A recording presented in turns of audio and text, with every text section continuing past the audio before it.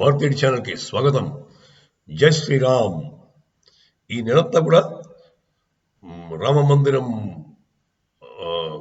హడావిడే ఉంది.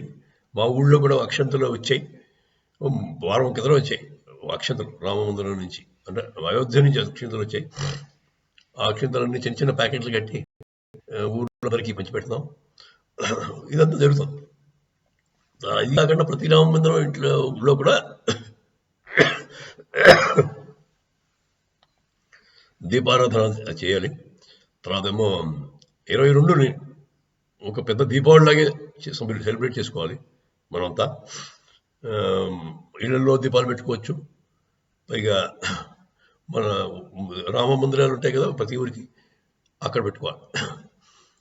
అది ఇలా జరుగుతుండగా ఇదంతా క్రెడిట్ అంతా బీజేపీకి ఎందుకు ఇస్తున్నారు వీళ్ళు? అపోజిషన్ వాళ్ళు ఇంత ఉదార స్వభావం ఎందుకు అయిపోయారు? అదే అర్థం కాదు. వాళ్ళు ముందుకు వచ్చి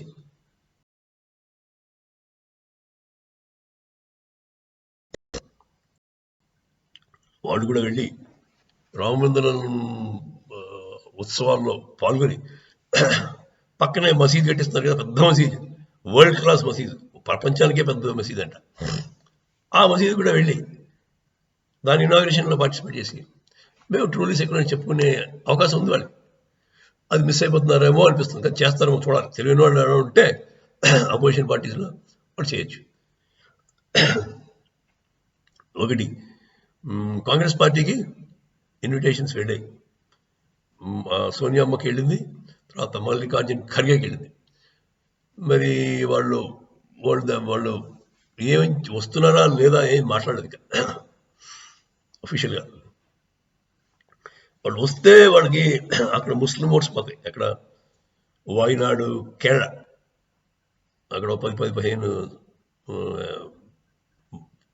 ఎంపీ సీట్లు ఇబ్బందులు పడతాయి. రాకపోతే ఈ మొత్తం యూపీ, మొత్తం హిందీ బెల్ట్ అంతా కూడా ప్రాబ్లం. సో వాళ్ళ ప్రాబ్లం అలా ఉంది. వాళ్ళు తెలివితేటలుగా హ్యాండిల్ చేసి మేము సెక్యులర్ అని చెప్పి ముందు ప్రప్రథమంగా మసీద్ కన్స్ట్రక్షన్ ఎలా అవుతుందో మేము చూస్తామని చెప్పి అక్కడికి వెళ్ళి ఆ తర్వాత ఇక్కడికి వస్తుంటే చాలా బాగుంటుందేమో నేను అనుకుంటున్నాను.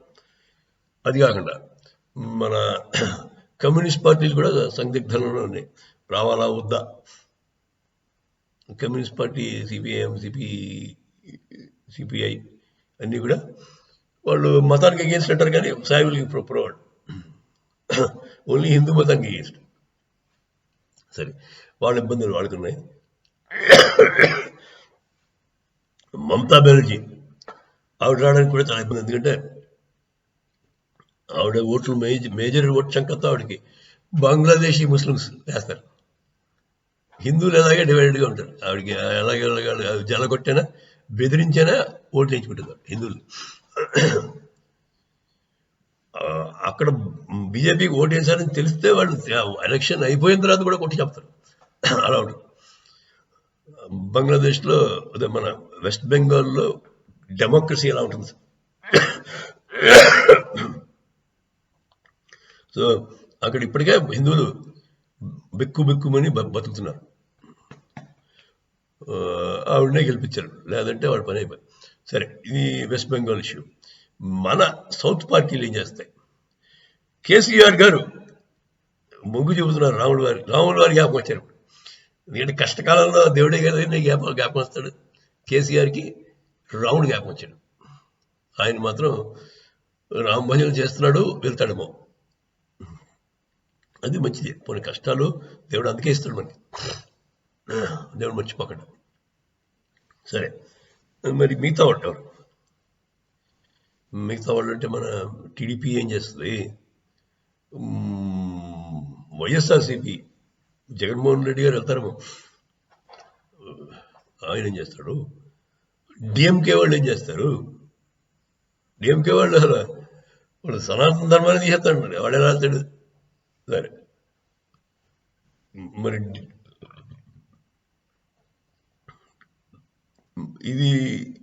ఇదండి అపోజిషన్ యొక్క